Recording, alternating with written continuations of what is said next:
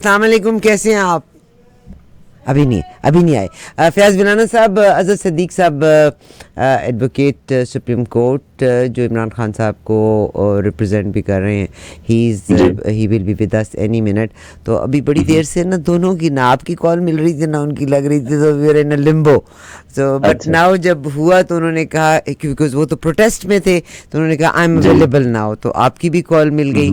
तो वो हमारा इम्तहान हो गया, मगर वो हमारे साथ शामिल होंगे। सर, सबसे पहले तो कल आपने ब्रेकिंग न्यूज़ शेयर कर ली थी रात के हमारे प्रोग्राम में, क्योंकि जो ही आपको लॉयर जब मिलता है तो आप शेयर करते हैं। आज की सूरत हाल पाकिस्तान की शेयर कीजिए आप हमारे साथ। हमने रात को आपको, हमारे साथ बैरिस्टर अहमद तनसोटा थे और उन्होंने बता दिया था कि सुबह जब सुप्रीम कोर्ट में जाएंगे तो वहां से रिलीफ मिल जाएगा, क्योंकि उनके मुताबिक जिस तरह हुआ, उन्होंने कहा कि ये जो कुछ हुआ है इसमें बहुत गुंजाइश है सुप्रीम कोर्ट में, क्योंकि उन्होंने एक्सेप्ट कर ली थी इनकी एप्लीकेशन, उसको नंबर लग गया था। जब डायरी नंबर लग जाए रजिस्ट्रार ऑफिस से तो उसकी फिर हियरिंग होती ही होती है। और उसमें अच्छी बात यह है कि आज जो जज साहबान वहाँ मौजूद थे, एक तो चीफ जस्टिस उमर अता बंदयाल खुद थे, फिर उनके साथ साबिक इस्लामाबाद हाई कोर्ट के चीफ जस्टिस अतर मिनल्ला थे और तीसरे जस्टिस शायद मदर आलम थे। तो वहाँ जो सिचुएशन थी और सूरत हाल थी, लेकिन इस सारी खबर तो लोगों तक पहुंच गई कि इमरान खान की रिहाई हो गई और उसमें कस्टडी में भी काइंड ऑफ उन्हें हिफाजती उसमें रखा गया।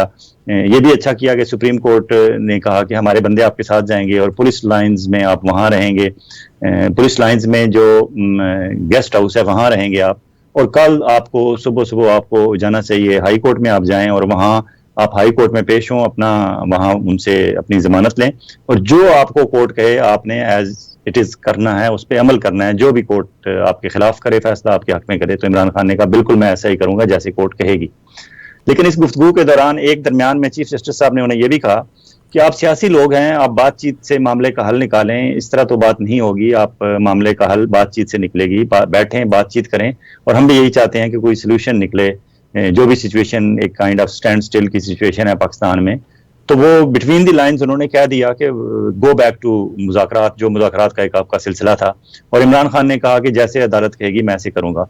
अब पता नहीं बिटवीन द लाइंस जो चीफ जस्टिस ऑफ पाकिस्तान उन्हें कहना चाहते थे कि मुज़ाकरात का सिलसिला शुरू करें अगर आपने इलेक्शन कराने हैं, या कोई किसी एक डेट पे आपने तय करना है कि पूरे मुल्क में, जिस तरह की बताया जाता है कि ये तो तकरीबन तय हो चुका था पीटीआई और पीडीएम के दरमियान कि इलेक्शन पूरे मुल्क में एक दिन होंगे।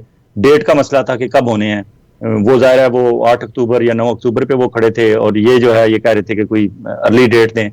तो अर्ली डेट जो है वो जून की तो नहीं हो सकती इतनी अर्ली, ज़ाहिर दरमियान में केयर टेकर गवर्नमेंट आनी है, तो जुलाई के एंड पे या अगस्त के शुरू में, जुलाई 15 से अगस्त 15 के दरमियान गुंजाइश है। स्पेशली आपने ये भी देखना है कि उसमें मुहर्रम के डेज जो हैं वो भी अवॉइड करने हैं, क्योंकि उसमें एक अलग एक्टिविटी होती है। तो अब प्रैक्टिकली टेक्निकली गवर्नमेंट इस हवाले में आज की इसमें एक और फंस चुके हैं गवर्नमेंट, कि कल जब केस 14 तारीख को, क्योंकि अब लग रहा है कि चीफ जस्टिस ऑफ पाकिस्तान 14 तारीख का वेट कर रहे हैं कि 14 तारीख तक जब इलेक्शन नहीं होंगे पंजाब में, तो फिर मैं इन सबको तलब करूंगा और उनसे पूछूंगा कि हमने आपको डेट दी थी 14 को, आपने क्यों नहीं इलेक्शन कराए। तो उसमें दो एक्सक्यूजेज होंगे उनके chief election commission of Pakistan के, कि एक मुझे फंड्स नहीं मिले, तो वो कहेंगे जी स्टेट बैंक वालों ने तो यहाँ आके बता दिया था कि हाँ हम फंड्स हमारे पास अवेलेबल हैं, सिर्फ उन्हें ट्रांसफर करना है और उसका ये तरीका है, इधर से लेटर आए इधर से जाए, ये वो।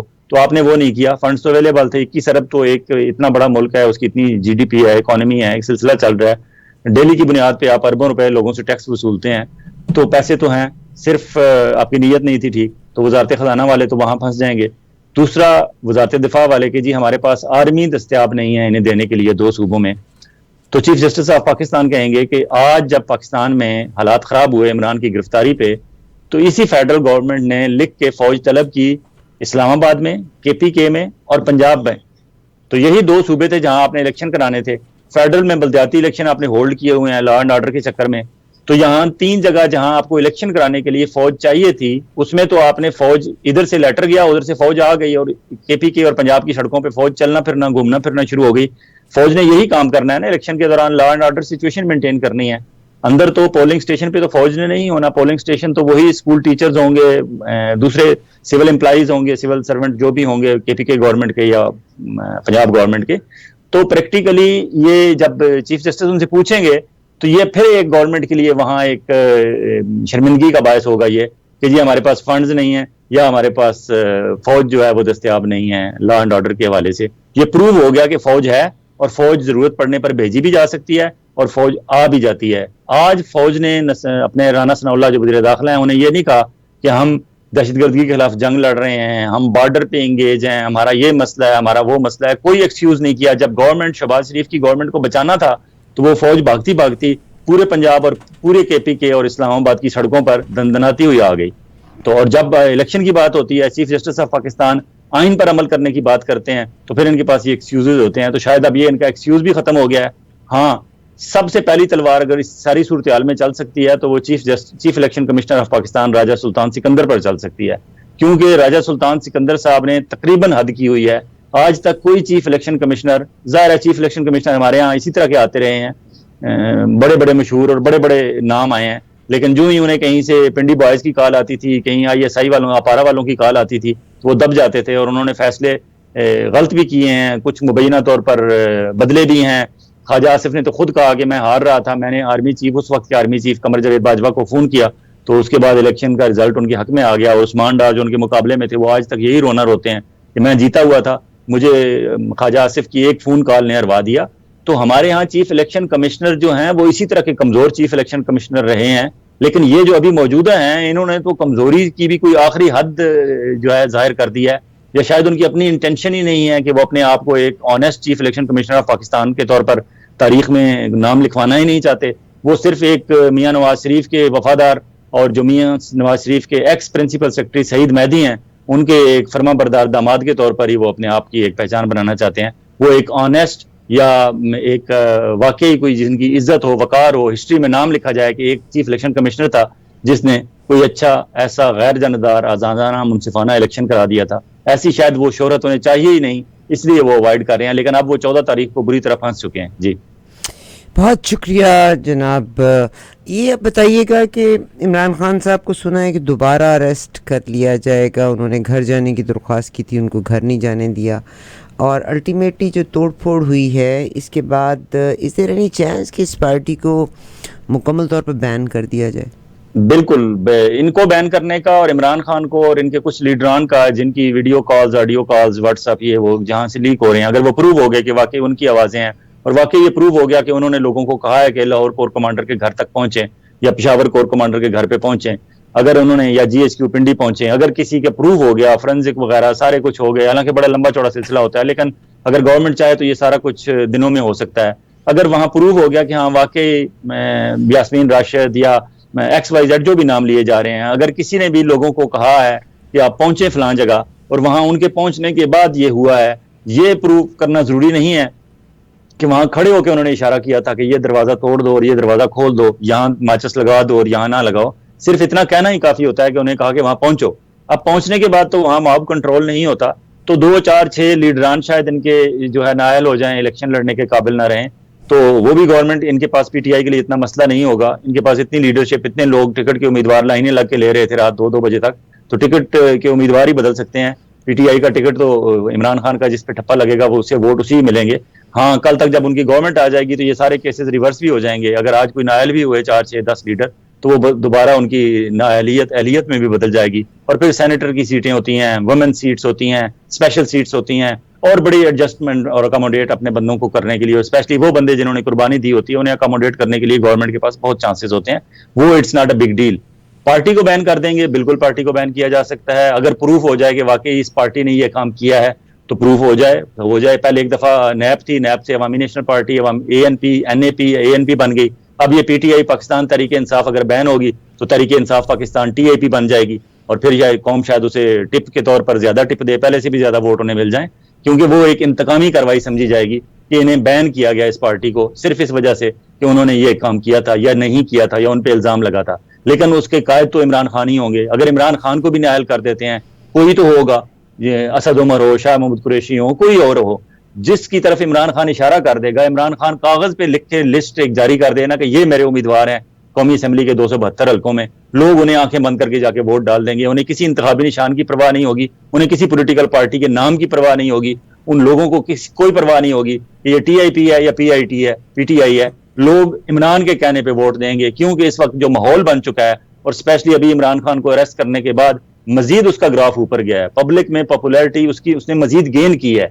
अब ये केस किस तरह आगे चलता है, कादरी यूनिवर्सिटी वाला और रियाज मलिक के पैसों वाला, एडजस्टमेंट वाला, अब देखें सारी सूरत हाल में जो मेन जिस बंदे ने फायदा उठाया 60 अरब रुपए का, उसका हमारे पाकिस्तान के टेलीविजन चैनल्स जो हैं वो नाम तक लेना उनको गवारा नहीं है। शहजाद अकबर का और मलिक रियाज दोनों का नाम नहीं ले रहा, हालांकि Shahzad Akbar was behind this ना, कि हम जो है हमारी इतनी हम में नहीं है कि हम नाम ले सकें।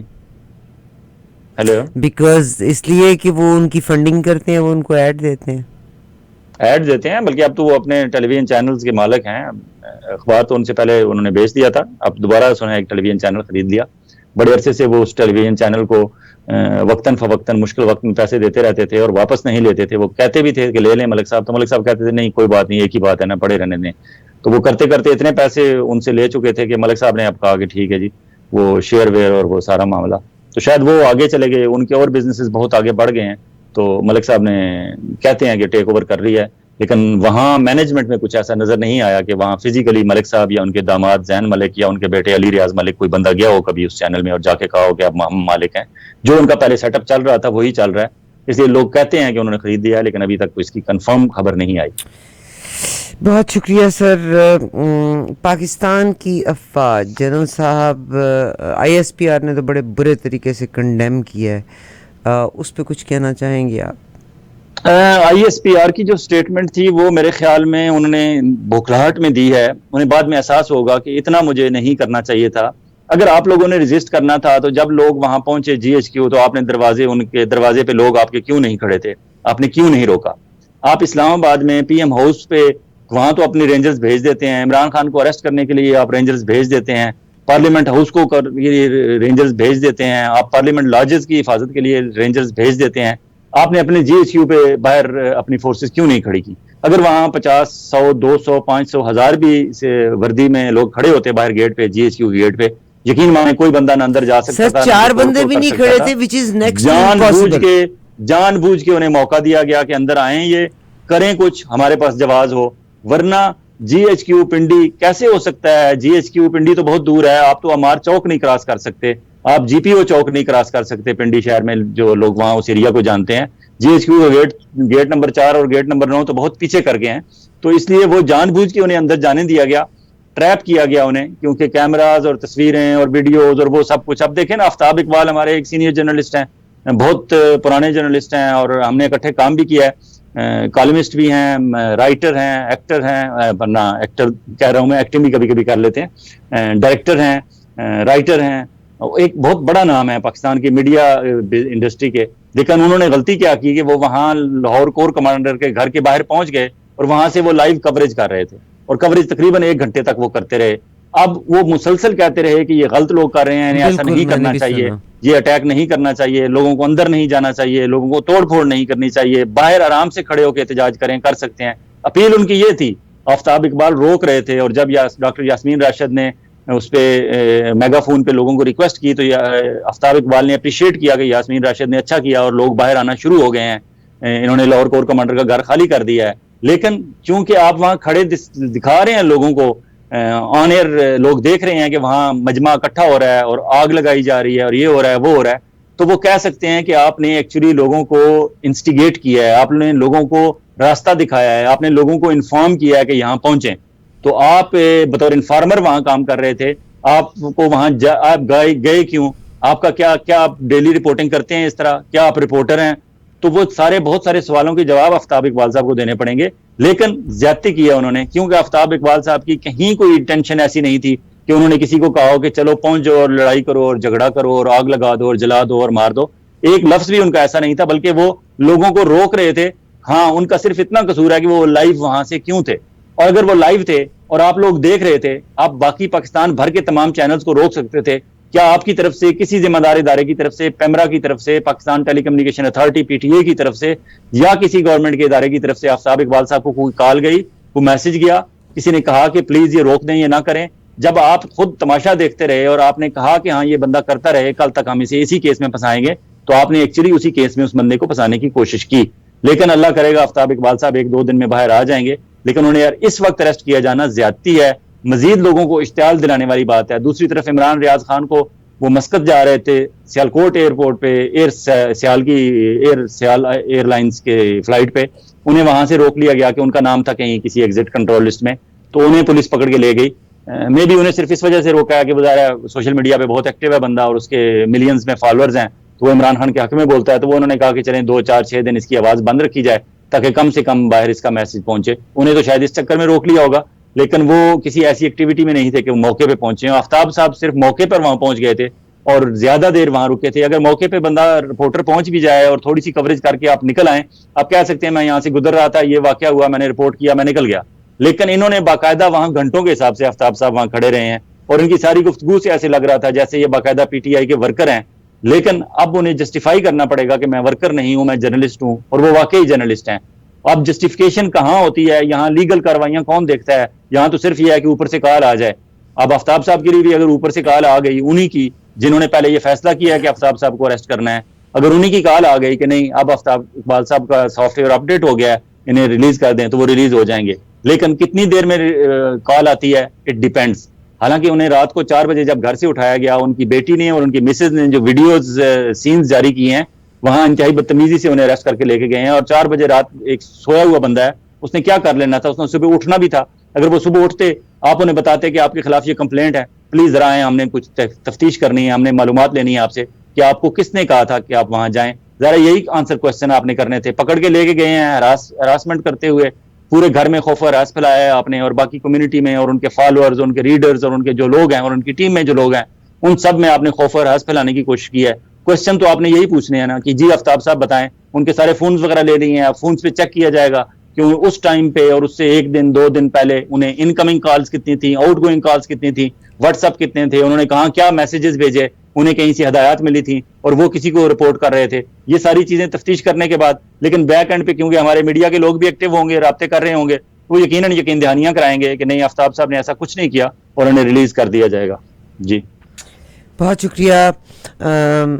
ये भी आपने शेयर कर लिया। इमरान खान साहब के साथ जितनी टीम के मेंबर्स हैं, चाहे वो असद उमर हैं, चाहे वो शाह महमूद कुरैशी साहब हैं, डॉक्टर साहब हैं, हर बंदे को अरेस्ट कर लिया है। कैंपेन इन्होंने 14 तारीख से शुरू करनी थी और क्या नजर आता है आपको? नहीं, कौन सी कंपेन? इन्होंने कोई कंपेन नहीं करनी थी। इमरान खान ने जलसे अनाउंस किए हुए थे। जलसे उन्होंने 14 के बाद जलसे 10 को, 11 को, 12 को, 13 को और 14 को 5 जलसे थे इमरान खान के। वो 5 जलसे जो अनाउंस किए हुए थे वो तो सारे धर्म भरम हो गए ना। अब वो जलसे तो करने की जरूरत, जलसा इसलिए होता है ना अवेयरनेस क्रिएट करने के लिए, और वहां इन्होंने यही तकरीरें करनी थी कि देखें ज्यादती कर रहे हैं, इलेक्शन नहीं करा रहे ये वो, और अपनी स्ट्रेंथ शो करनी थी, पावर, एक शो ऑफ पावर होना था। वो शो ऑफ पावर का दूसरी तरफ इन्होंने इंतजाम कर दिया, राना सनाउल्लाह साहब ने और हमारे रेंजर्स वाले भाइयों ने और पिंडी बॉयज ने और अपने डीजीसी जो हैं मेजर जनरल फैसल नसीर जिनका नाम लिया जा रहा है, या डीजीआईएसआई, ये जो भी मुख्तदर हल्के हैं, उन सब ने मिल मिला के इतना इनको मौका दे दिया कि उन्होंने तो ऑफिशियली बाकायदा अपना शो ऑफ पावर कर दिया। अफसोसनाक सूरत हाल ये है कि इसमें 12 बंदे जान से गए और तकरीबन कोई 200 बंदे जख्मी हुए, 2500 बंदे अरेस्ट हुए। अब ये सारी जो है, और इसके अलावा चलें हमारे लोग, आप कहें जी कि वहां लोगों के पास रोजगार नहीं है, वैसे भी घर पे रोजगार बैठे हुए थे, अगर बाहर आके उन्होंने नारे लगा लिए, 2 दिन अगर जेल की हवा खा ली तो वापस आ गए तो खैर है, कोई नहीं होता है। हमारी इतनी पॉपुलेशन है, उसमें अगर 22 करोड़ या 23-24 करोड़ में से अगर 2000 बंदे अरेस्ट भी हो गए हैं एक बंदे के लिए तो कोई बात नहीं, ठीक है, इट्स ओके। पॉलिटिक्स में जब आएंगे तो ये तो होगा, ठीक है, मान लेते हैं आपकी बात। लेकिन आपने ये देखा कि 2 दिन के अंदर आपका डॉलर कहां से 280 से 303 पे गया। अगर उसको कैलकुलेट करें और आपने इन 3 दिनों में जो जहां आपने पेमेंट्स करनी थी, तो आपको वहां पेमेंट्स ऑफिशियली, ज़ाहिर है लोग तो अपनी पर्सनल पेमेंट्स तो लोग रोक लेते हैं, लेकिन जो ऑफिशियल पेमेंट्स आपकी होती हैं organisation to organisation, country to country या डिपार्टमेंट टू डिपार्टमेंट, वो तो आपकी जारी रहती हैं, वो तो आप नहीं रोक सकते। 4 दिनों में जो पेमेंट्स हमें करनी पड़ी थी, जो हमें 280 रुपए फी डॉलर के हिसाब से करनी थी, वो अब 303 रुपए फी डॉलर के हिसाब से करनी पड़ी हैं। अरबों रुपए का नुकसान आपने कर लिया। फिर जो स्टॉक मार्केट में और हर जगह जो एक स्टैंड स्टिल हो गई पोजीशन, इकोनॉमी रुक गई, लोगों के स्कूल बंद हो गए, छुट्टियां हो गई। अब देखें ए लेवल वाले पाकिस्तान में क्या कह रहे हैं, वो कह रहे हैं कि जिन बच्चों ने ओ लेवल पे जो नंबर लिए थे, हम उसी को एग्रीगेट करके बच्चों को मार्क्स दे देंगे। अब जो एक बच्चा जिसने मेहनत की है, जिसने अपने आप को, उसने अगर परसेंटेज उसकी कम थी ओ लेवल में, या ए लेवल के पहले पेपर में उसकी स्टेज 1 की उसके परसेंटेज कम थी, उसने मेहनत की है और वो ही उम्मीद कर रहा था कि मैं अब A2 के पेपर में बेहतर परसेंटेज लेके अच्छा रिजल्ट लूंगा और आइंदा मुझे अच्छे कॉलेज अच्छी यूनिवर्सिटी में एडमिशन मिलेगा। उस बच्चे का तो आज नुकसान हो गया।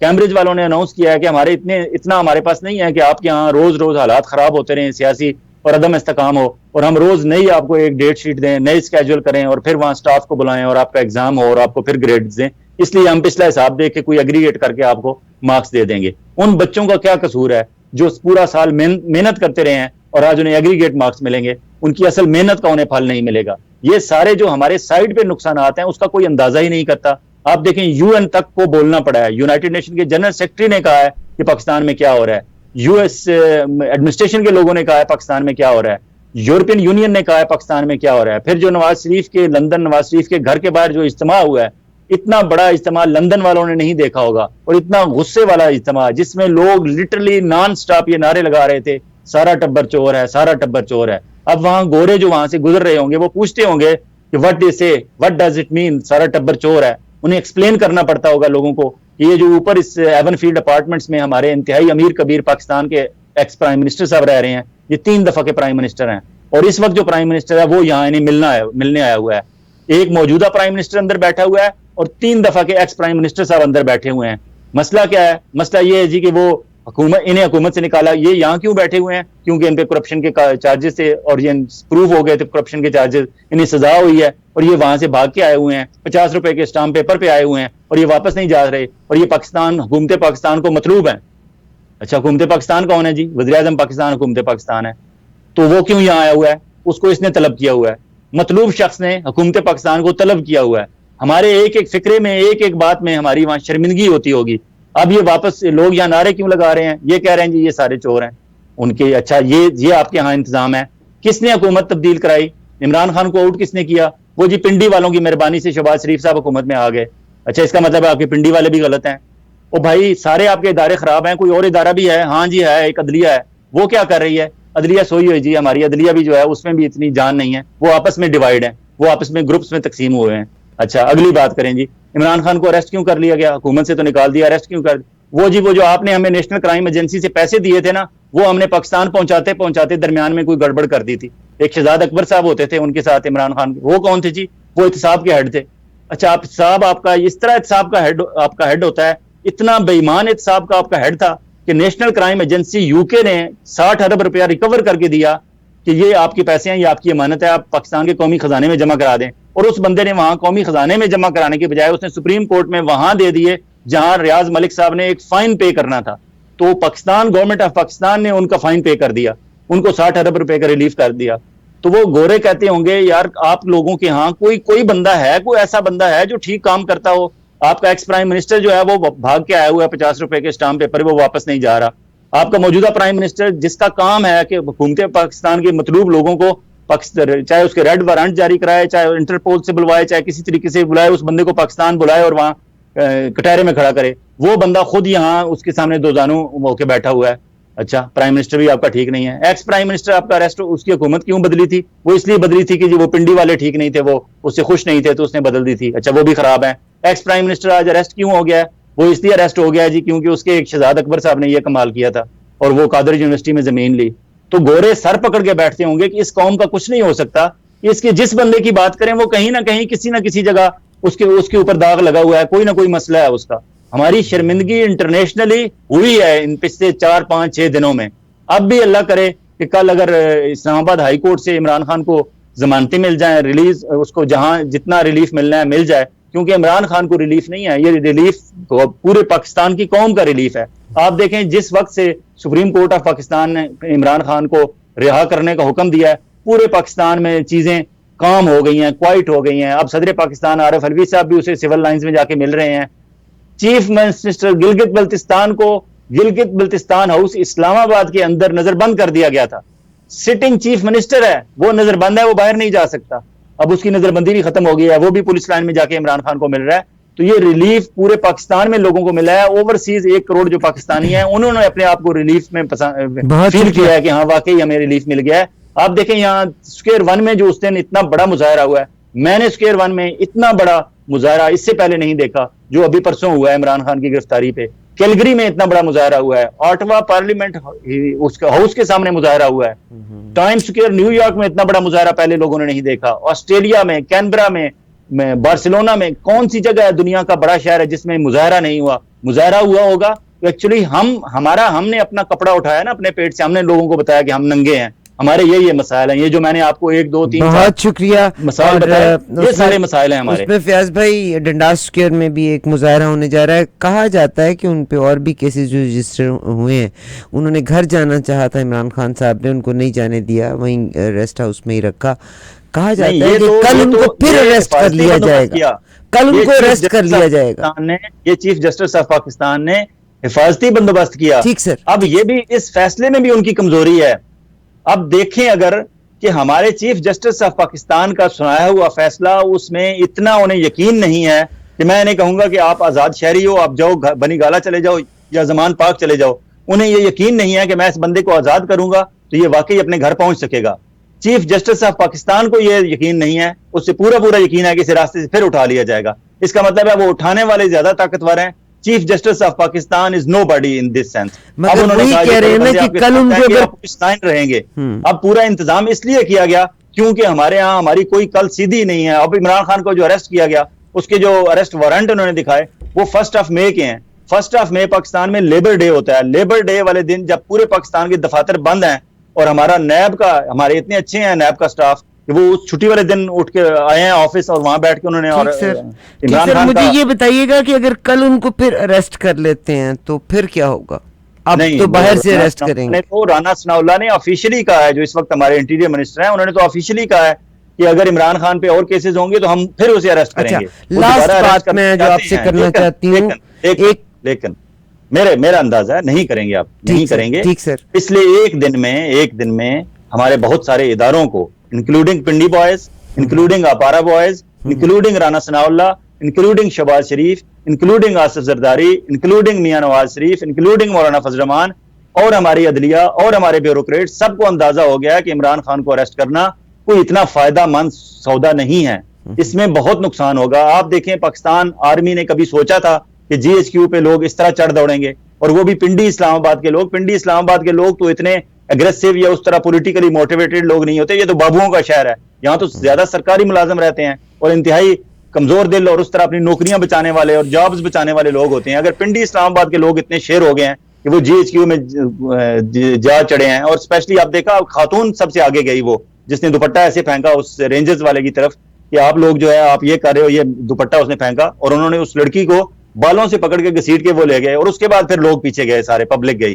तो लोगों को सामने नजर आ रहा था कि इनके हाथों में गन्ने हैं, ये गोलियां हम पे चला सकते हैं। लेकिन इसके बावजूद अगर लोगों में इतनी हिम्मत, हौसला या इतनी कमिटमेंट, या उनकी एक इमरान खान के शदाई कहें, फिदाई कहें, या इमरान खान के फॉलोअर कहें, या फैन क्लब के मेंबर कहें, या इमरान खान पे जान छिड़कने वाले कहें, या वाकई डाई हार्ड वर्कर उसके कहें, आप जो मर्जी है उन्हें नाम दें, या आप समझें कि वाकई वो मुल्क में सिविल सुप्रीमेसी की जंग लड़ रहे हैं, या वो वाकई चाहते हैं कि अगर ज्यादती हुई है इमरान खान के साथ तो हम जो मजलूम है उसके साथ खड़े होने में हमारी कौम को इतना हिम्मत हौसला है।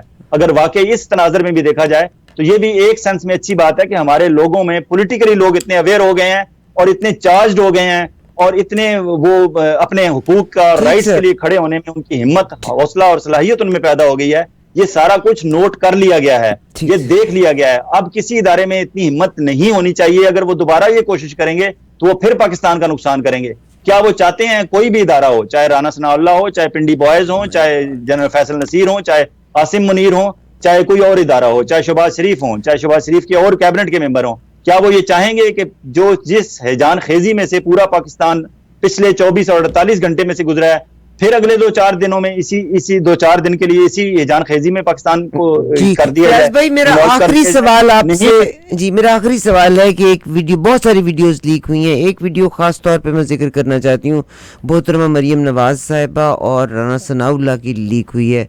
मैंने वैसे कभी भी नहीं सुनी, मगर ये पढ़ी, मेरा ख्याल है किसी को डिफेम करने की बात की जा रही है। I have that video, did you have a chance to listen to that video? मैंने वो नहीं सुनी, और बहुत ऑडियो वीडियो सुनी है, ये नहीं सुनी मैंने। अगर आप सुना सकती हैं ऑन एयर, अगर कोई मसला ना हो। एक बात कीजिएगा, let me take out that video. जी तो वो इस बयानात की बात है। अब मरियम और ज़ेब देखें, मरियम और ज़ेब ने इमरान की रिहाई पे जो बयान दिया, वो अगर सिर्फ इतना कह देती हैं कि जी सुप्रीम कोर्ट ने जो फैसला किया है हम उनकी सुप्रीम कोर्ट के फैसले के आगे हमारा सर खामे तस्लीम है, कह देती तो उनका क्या जाता था। लेकिन नहीं, उन्होंने नहीं ऐसा कहा। उन्होंने कहा है कि जनाब जजेस साहबान और चीफ जस्टिस ऑफ पाकिस्तान अब ये चाहते हैं कि उनके घरों पे कल तक चढ़ाई हो और उनके घरों को जलाया जाए, देन बी रेडी। अब बी रेडी का मतलब क्या है? उनका कहने का मतलब ये था कि आपने पीटीआई के वर्कर्स को खुली छूट दे दी है, तो आज जो कोर कमांडर्स के घरों पे पीटीआई वाले चढ़ दौड़े हैं, ये कल आपके घरों पे भी चढ़ दौड़ेंगे। कहने का उनका मतलब ये था। लेकिन बी रेडी का मतलब ये भी हो सकता है कि अब क्योंकि आप हमारे खिलाफ फैसले दे रहे हैं, हमारी मर्जी के फैसले नहीं कर रहे, तो फिर ठीक है, हम भी अपनी टीम तैयार कर रहे हैं, हम भी अपने वर्कर्स को तैयार कर रहे हैं, हम भी अपने वर्कर्स को लेके आपके घरों पे आएंगे और आपके घरों को जलाएंगे। इसके धमकी भी समझा जा सकता है। अब ऐसे धमकी आमेज बयानात देने की क्या जरूरत है जब हमारी मुल्क की इकोनॉमी की ये सूरत हाल है कि हमारे फॉरेन एक्सचेंज रिजर्व जो हैं वो तारीख की कम तरीन सतह तक पहुंच चुके हैं, वजीर खजाना साहब गायब हैं, IMF हमें घास नहीं डाल रहा और वर्ल्ड बैंक उस IMF से ज्यादा सख्त शराइत हाथ में लेके खड़ा है। सऊदी अरब वाले कहते हैं कि आप फलां फलां अपने मामला ठीक कर लें तो फिर हम आगे आएंगे। चाइना वालों ने 1971 में एक दफा पाकिस्तान के अंदरूनी मामलात के हवाले से स्टेटमेंट दी थी और अब दूसरी दफा उन्होंने स्टेटमेंट दी है पाकिस्तान के अंदरूनी सियासी और दाखिली मामलात पे। चाइना वालों की पॉलिसी है कि वो दूसरे मुल्क के मामलात में मुदाखलत नहीं देते, कहीं बात नहीं करते, तबसरा नहीं करते। लेकिन चूंकि वो हमारे अच्छे दोस्त हैं, हमारे हमदर्द हैं, सिंसियर फ्रेंड हैं और हम इज्जत करते हैं उनकी, तो उन्होंने 71 के बाद फर्स्ट टाइम पाकिस्तान के दाखिली मामलात पे उनके वजीर खारजा ने खुल के स्टेटमेंट दिया है और बयान दिया है। तो ये सूरत हाल सारी जो है हमारे, इससे हमें अपनी जाती सतह से ऊपर होकर सोचनी होगी। इमरान खान को भी 2 दिन अंदर रखा है उन्होंने, जिस तरह वहां से वो घसीट के लेके गए हैं, जिस तरह उन्होंने वहां उसके साथ इमरान खान के साथ सलूक करवा रखा होगा, क्योंकि वो तो ये सोच नहीं रहे होंगे ना, रेंजर्स वाले थे, नैब वाले थे, राना सनाउल्लाह साहब के बंदे थे या पिंडी बॉयज के थे, कोई भी थे, जो भी तहकीकात इमरान खान कर रहे थे पिछले 2 दिनों में, उन सब लोगों ने इमरान खान के साथ कोई कसर नहीं छोड़ी होगी। उन्होंने अपनी तमाम झलकियां दिखा दी होंगी। इमरान को भी पता चल गया है कि क्या होता है। अब इमरान खान को भी चाहिए कि वो अपनी मुज़ाकराती टीम को दोबारा तैयार करे, टेबल पे जाएं, बैठें, कोई इलेक्शन की डेट डिसाइड करें ताकि पूरे मुल्क में अमन हो। जी बहुत शुक्रिया। हमारे पास मुझे वो वीडियो मिल गई है और आप इस वीडियो को बिल्कुल क्लियर आवाज़ में, कुड बी फेक वीडियो, जैसे मैंने आपसे कहा कि ये डीप फेक वीडियोस जो हैं, आज टर्की का भी मैंने आपके साथ शेयर किया और टर्की में भी European Union definitely want Tayyip Erdogan के उनको हटा दिया जाए, मगर ये जो इतने ग्रुप्स की ऑपोजिशन इकट्ठी की गई है against one person is exactly same scenario जो पाकिस्तान का इस वक्त नज़र आ रहा है। तो I believe so our video is ready now. Maryam Nawaz साहिबा राना सनाउल्लाह बात कर रहे हैं, जिसमें वो कहती हैं कल अगर ये चीज़ धड़ाम तख्ता भी हो जाए तो कोई, मगर इस वक्त डिफेम करने के लिए आप ये काम कर दें। समात फरमाइए।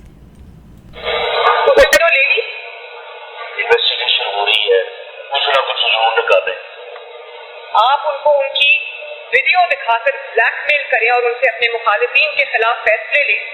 कोई भी रिकॉर्डिंग जो है, वीडियो रिकॉर्डिंग हो, ऑडियो रिकॉर्डिंग हो, तो मेरी नजर में वो कोई जरूरत नहीं है। इल्जाम लगाओ, भले बाद में वो इल्जाम का धड़क तख्ता हो जाए। हमें तो बज़ाहिर जो है वो इस वक्त तक कोई ऐसी बात नजर नहीं आई। ये एक सूरत हाल है और दोनों तरफ से आई डोंट नो किस पे बिलीव किया जाए। ये कट पेस्ट भी हो सकती है, क्योंकि जिस लहजे में मरियम बोल रही है ना, वो इस लहजे में जलसे में बोलती हैं और पीछे साउंड आवाजें आ रही हैं जलसे में। अब ये मरियम ने ये बयान जलसे में कहा होगा कि इमरान खान का ये वतीरा है कि इल्जाम लगाओ, बाद में बेशक उस इल्जाम का धड़न तख्ता हो जाए। ये फिक्रा जलसे में कहा होगा उन्होंने, तो वो जलसे वाला फिक्रा उठा के इधर से राना सनाउल्लाह साहब के कहीं से फिक्रे उठा के, तो ये कट पेस्ट काम भी हो रहा है। लेकिन कोई बईद नहीं कि उन्होंने कहा हो, लेकिन इतनी दीदा दलेरी से कहने की मेरे ख्याल में जरूरत नहीं है मरियम नवाज को। मरियम नवाज को अगर इस तरह के मैसेजेस देने हैं, उनके पास और बड़े जरिए हैं और बड़े तरीके हैं। और वो कौन सा, एक बंदा जेल में बैठा हुआ है और दूसरा लंदन में बैठा हुआ है, दोनों इस्लामाबाद में मौजूद हैं। अगर उन्होंने इस हद तक कोई बात करनी है तो वो मुलाकात करके राना सनाउल्लाह को अपने यहाँ बुला सकती हैं और उन्हें ऑर्डर दे सकती हैं। फोन पे इस हद तक उन्हें देने की जरूरत नहीं थी। इसी तरह एक और ऑडियो चल रही है बिल्कुल की, जो उन्होंने SSP ऑपरेशन लाहौर वकार खरल को इंस्ट्रक्शंस दी हैं। उस ऑडियो में वो कहते हैं, जिस तरह बताया गया है, दिखाया गया है, मुबैना ऑडियो है, कि जो हमारे DG काउंटर इंटेलिजेंस हैं ISI के मेजर जनरल फैसल नसीर, वो SSP ऑपरेशन लाहौर वकार खरल को कह रहे हैं कि उड़ा दो, 2-4 बंदे गिरा दो। तो उसने कहा सर बहुत ज्यादा लोग हैं और बहुत बड़ी मॉब बहुत बड़ा है, बहुत ज्यादा लोग हैं और तैयारी से आए हुए हैं। तो उन्होंने कहा कोई बात नहीं, तुम जो है ना काम करो, एक्शन लो, गिरा दो 2-4 बंदे। उसने कहा नहीं सर, वो बंदे हमने अरेस्ट तो किए हुए हैं, हमारे पास हैं।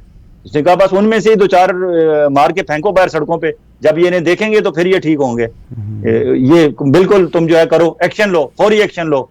तो उसने कहा ठीक है sir, okay sir, okay sir.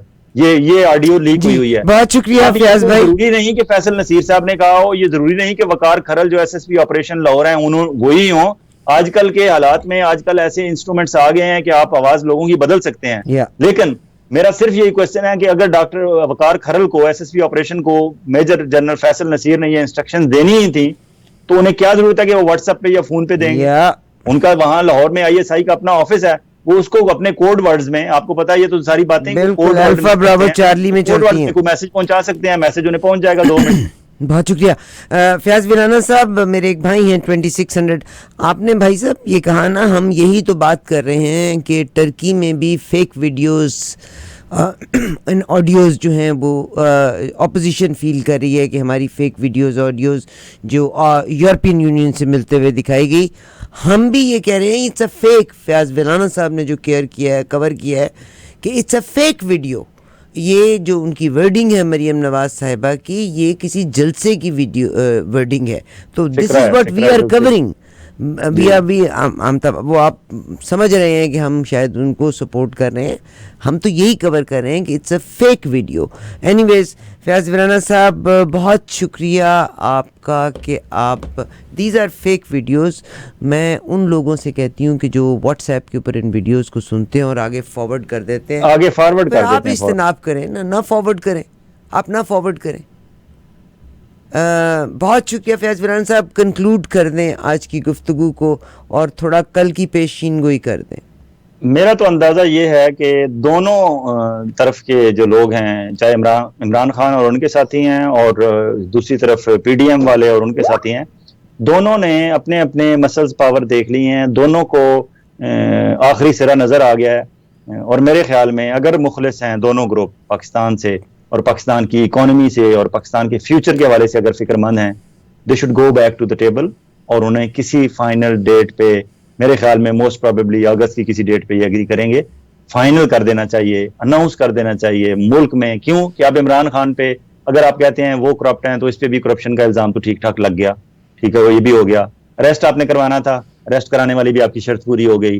Case साथ साथ चलता रहेगा, अपना इसका रियाज मलिक के पैसों की एडजस्टमेंट वाला वो भी केस चलाते रहें, साथ आप अलकादर यूनिवर्सिटी जमीन वाला भी केस चलाते रहें, और उस पर भी करप्शन का इल्जाम है, आप पे भी करप्शन का इल्जाम है, उसको भी इलेक्शन में जाने दें, आप भी चले जाएं और पब्लिक के फैसला पब्लिक के हाथ में दे दें। और एक सर्विस वगैरह, आप सर्विस वालों से भी रिक्वेस्ट है कि हाथ हौला रखें। आप सर्विस जब देते हैं कि जी इमरान खान इतनी सीटें जीत जाएगा, तो ये बिल्कुल शहबाज शरीफ साहब और इनकी टीम घबरा जाती है, डर जाते हैं कि शायद हमारा तो बिल्कुल ही सफाया होने वाला है। ऐसी बात नहीं है। सफाई वाली पोजीशन आज से कोई बहुत अरसा पहले थी, जब अमेरिका पे इल्जाम लगाया था इमरान ने नया, बाद में तो इमरान खान उससे भी यू टर्न ले गए। तो इमरान खान भी अब वो क्लीन स्वीप वाली पोजीशन में नहीं है, काफी नीचे हैं। हौसला रखें, इलेक्शन में चले जाएं, अगर वो जीतता है तो जीतने दें, इक्तदार में आता है तो आने दें। 2/3 मेजॉरिटी वाली पोजीशन अब नहीं रही, कुछ अर्सा पहले तक थी। अब वो सिंपल मेजॉरिटी से आएंगे और सिंपल मेजॉरिटी से आने पे आपको इतराज नहीं होना चाहिए। क्यों कि ये पब्लिक का फैसला है। या तो फिर कह दें कि पाकिस्तान में आपने इस्लामिया भी हटा दें, जमहूरिया भी हटा दें, सिंपल इसे पाकिस्तान रहने दें। अगर ये इस्लामी जमहूरिया पाकिस्तान है तो वहाँ इस्लाम की भी बात होगी, जमहूरियत की भी बात होगी। इस्लाम और जमहूरियत को अलग किए बगैर पाकिस्तान नहीं हो सकता। जी बहुत शुक्रिया जनाब फयाज विलाना साहब। प्रोग्राम में आप इसी तरह शामिल रहिए। Fayyaz Vilana every Tuesday and every Thursday को हमारे साथ होते हैं। आज हम क्वेश्चंस का सिलसिला नहीं ले सके, I am so sorry, because it is just confusion था, क्योंकि हम इंग्लैंड के साथ भी कनेक्ट होना चाह रहे थे और जनाब विलाना साहब से भी सेगमेंट को भी मिस नहीं करना चाह रहे थे। सर बहुत शुक्रिया। इंशाल्लाह अगले प्रोग्राम के लिए नंबर अनाउंस कर दें। एंड अराउंड द वर्ल्ड अगर आप अपना व्हाट्सएप पे अप टू 1 मिनट का मैसेज रिकॉर्ड करके विलाना साहब को दे दें 9083768157। बहुत शुक्रिया सर, खुदा हाफिज़। Thank you.